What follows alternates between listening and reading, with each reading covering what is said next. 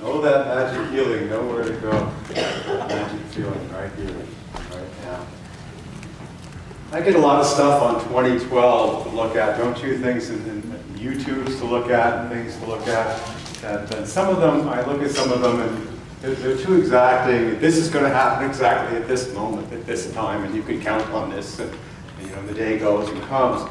So a lot of that stuff I'm not that interested in. One particular one was about a woman named Keisha Crowther-Little, a psychic from Zurich. For some reason, I got caught up in it, and I liked what she had to say. She was talking about the Earth, that the Earth has a solid core, and that around the core is molten lava, and the Earth's crust sits on that molten lava, or if you like the idea of a steel ball and a bearing around it with grease on it, that the Earth is like that. The core remains essentially unmoved, doesn't change. But there is a movement going on now, a tilt that's happening in the Earth's axis. The poles are shifting much quicker than anybody scientifically thought that they would. That is a reality. That is happening. And it's happened before. We have been around for these kinds of shifts before. And we signed up to be here for this one now. And she said, during these times of shifts, again, that have happened before, a massive amount of energy is infused on the Earth plane. And that's what's going on now. There's a huge sense of energy coming into the planet right now. And if you're open and receptive to it, great transformation and awakening is possible right now, if we're open to that. But if we're not, great resistance and shattering and falling apart can happen as well too. And literally both are going on. But the thing that she said most importantly was that during this time when these changes and shifts are happening on Mother Earth, that we should stay in love and let go of fear. Be in love and don't fall into fear. She said it 30 times. Be in love. Don't fall into fear. The truth of you cannot disappear. It can only awaken within you. And I love when she said that. That idea that love, light, the truth of what we are is strong and present within us. It is changeless essence. It never moves. But the stuff around us, it shifts and changes. And so for the last 3 Sundays, we've been calling those things that shift and change the 5 hindrances. Together, you must know them by now. Lust and greed, hatred and ill will, agitation, sloth, torpor, and doubt, or the 7 deadly sins. We've been looking at those things that move us into fear. We need to become aware of those things, because the things you're not aware of remain unconscious, and the things that are unconscious rule you. Yes? So we've made them conscious. We've looked at them enough already. Now we're ready to move into the light. Are you ready to go with me now? We are joining the Israelites, and we're moving out of slavery and bondage into the light of truth, into the promised land of awakening consciousness. And it requires that we make changes.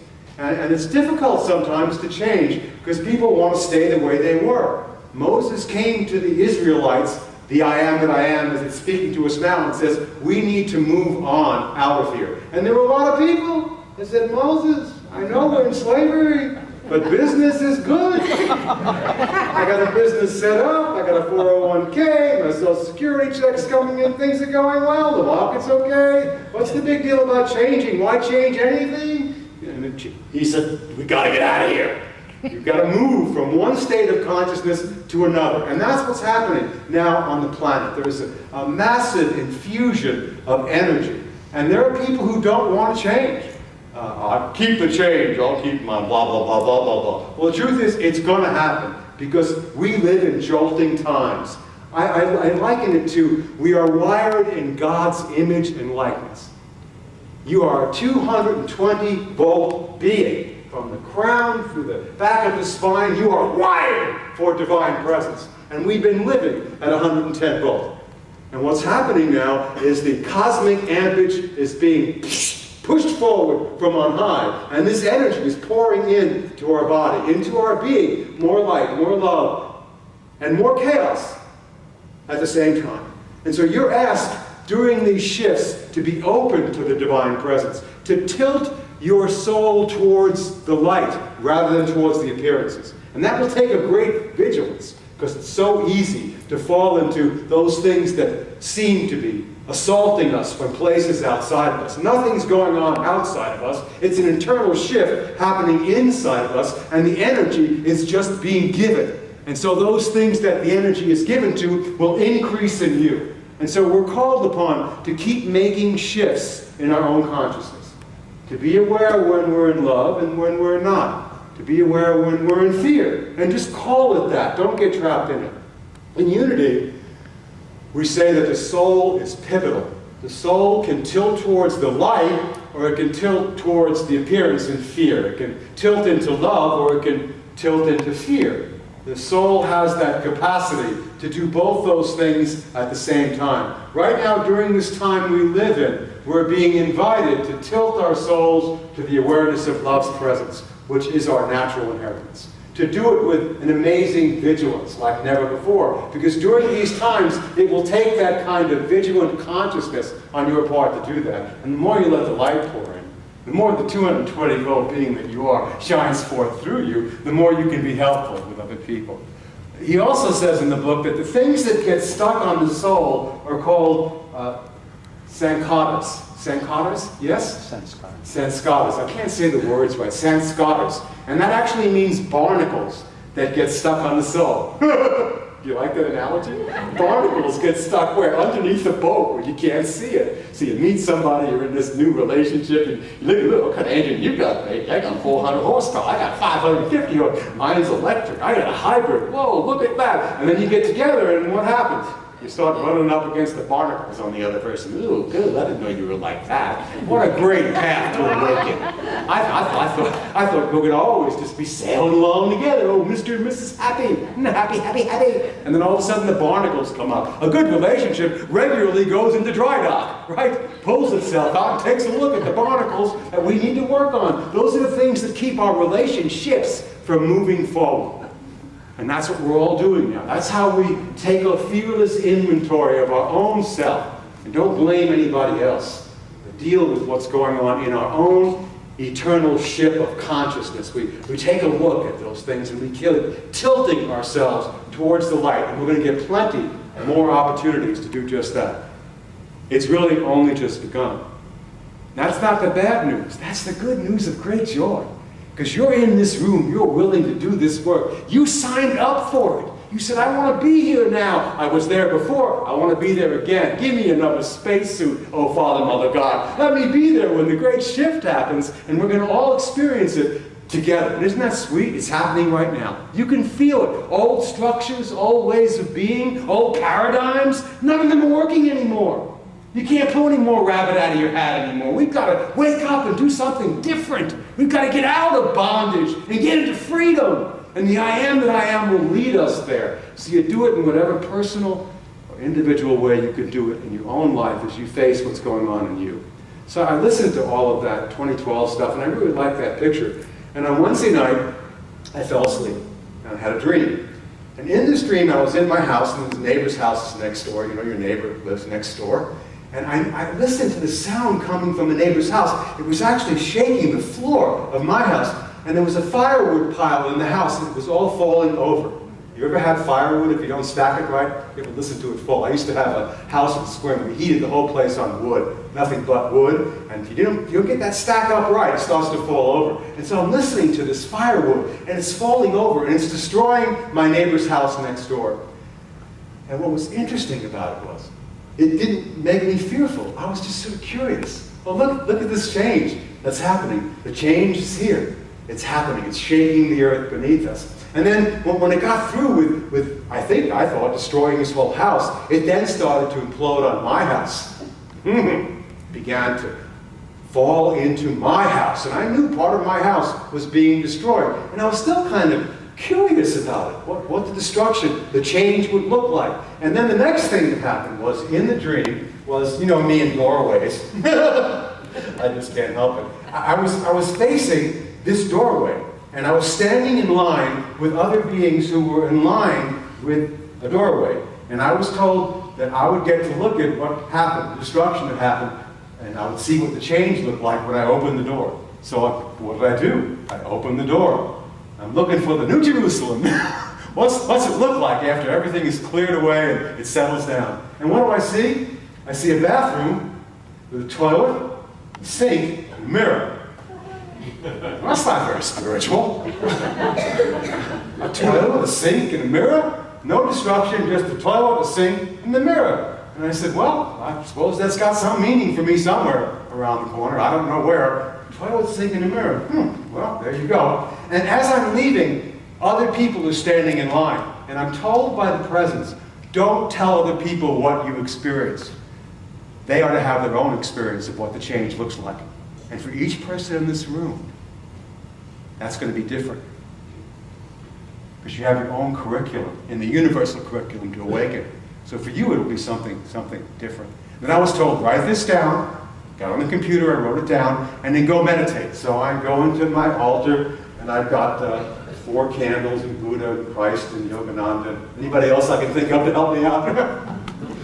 I ain't proud. And light my candles, and I'm glad that I did, because then I was going to go into the kitchen to get a drink of water before I sat in Havasu, my 18-pound bundle of love. Had gotten sick all over the living room floor. I was thinking, whoa, this is certainly a mess. Wow. Lucky Maureen, she isn't here for this. Isn't she lucky? And the voice said, clean up the mess. It's your meditation. Clean up the mess. So I took Havasu, who of course was slinking on the floor, and I said, oh, it's okay, baby. And I put her outside, and I made the next hour and 15 minutes my yoga, my union with God, by cleaning up the mess. That was what I was told to do. So I cleaned up the mess, and I got Havasu, and I washed her. And then I took her, and I put her in the bathroom for the rest of the night. There's the bathroom, right? A little bed for her, and I put her in there, and I closed the door because there might be more, and of course, there was. Everybody has their own individual story about what the shift in consciousness will look like. There is, however, a great cleaning up that needs to happen on planet Earth. And something that we are to do is to do what is ours to do and embrace the project that the Holy Spirit has for us in front of us, and do it while engaging and awakening to the teachings of who we are. A 110-volt being cleans up, you know? A 220-volt being sees an opportunity to use this too to awaken. That's your project. That's what we're taking on now. So as we go into being beings of light, which is what this part 3 is about in the book, he recommends 3 types of yoga that we're already doing in the Hindu tradition. It's called first Bhakti Yoga, which is the yoga of devotion, offering everything to God, seeing God in everyone, everything, even the most hideous mess of your life. Give it to God. Give it to the Spirit. Surrender while you're doing it. Wow, what a great path. Bhakti Yoga. Devotion, devotion. Everywhere there is God's presence. Nothing is separate from the one presence and one power. And then there's Karma Yoga. That's the yoga of action. That's giving everything over that you do to the beloved, saying, I take this as service, as action to the beloved one within me. So I'm there, and I'm cleaning up, and I have a choice. You know, I can go, you know, I didn't want a pet in the first place. You know, this is Maureen's dog. You know how quickly my dog becomes Maureen's dog? And it's like, oh, Jason. And I went, no, no, no. This is my best friend. I'm going to help her get better. And it becomes service. You see the difference? And the smile comes back on my face. Ah, serving the beloved. In whatever way is yours to do, whatever mission you're on, with your children, at work, with that person, dealing with the barnacles that are keeping you stuck, using all of it and giving it as a gift to the beloved. Everything can become grist for the mill for that awakening. And then finally, Janana. It sounds like banana. J-N-A-N-A, which is your practice, where you sit and you meditate every day and you use the mind to get beyond the mind. You watch your thoughts and you see, I'm more than just these thoughts. I am that I am. I'm the mind of Christ in action. And you use that practice. So, all day Thursday, it wasn't the day I thought I would get. You understand this now. You don't always get the day you thought you wanted to get. You get the day that you're in. I I thought I had all this free time. Maureen's gone, I'm free. I can eat, do what I want. Oh, second glass of wine, you can't say no. I'm free now. Oh boy, big me. You know, I go to the gym 12 times a day. And there I am, stuck with what? You know, there it is. Practice, practice, practice. 1, 2, 3. Practice, practice, practice. Okay. I'll do it. And so it's Friday now, and actually Thursday night. I'm going to sleep. It's been a day of cleaning. And I put the dog back in the bathroom again. And the next morning, before I open the door, I'm going to practice my yoga. My first one is my meditation, which I do the jhana, sit, awareness, breath, 45 minutes, birds chirping, sun comes up. I get all ready, because I cleaned the mess up before, so I know what I have to do. You cleaned the mess up before. You know what you have to do. You've done it before. It isn't that the things you do will be that different. It's that you'll do it with a different consciousness. That's what makes it different. You'll bring awareness to it. So I got the towel ready for the bath, and in its 5th bath the dog has had, get her all cleaned up. And I do it as a spiritual practice. And I'm just like, I feel like Moses leading the people into the promised land. And I walk into the bathroom door. It's closed, but now I'm ready. I've done my practice. I'm connected, union with God. I'm ready. I open up the door, and there's the toilet, the sink, and the mirror, and my little dog going. She runs out. It's at a spot on the floor. Do you hear it now? That's the New Jerusalem. That's heaven on earth. Doesn't mean it's going to be easy, but you will have what is yours to do.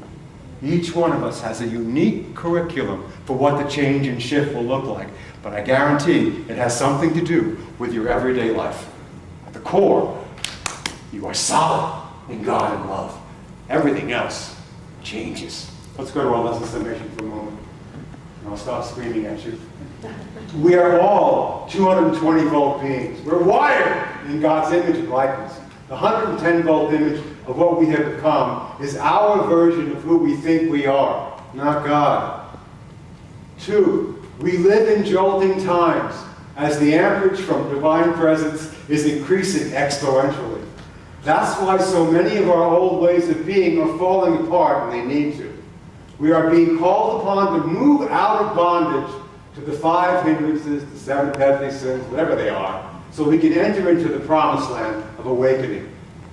As we enter into part 3 of one soul, one love, one heart, we will be given useful tools to clear out our clogged spiritual arteries so God's essential essence can flow through us without restriction.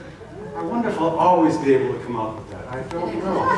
That was a brilliant line. I'm so proud of myself when I came out. Clogged spiritual arteries for God's essential essence to flow through us without restriction.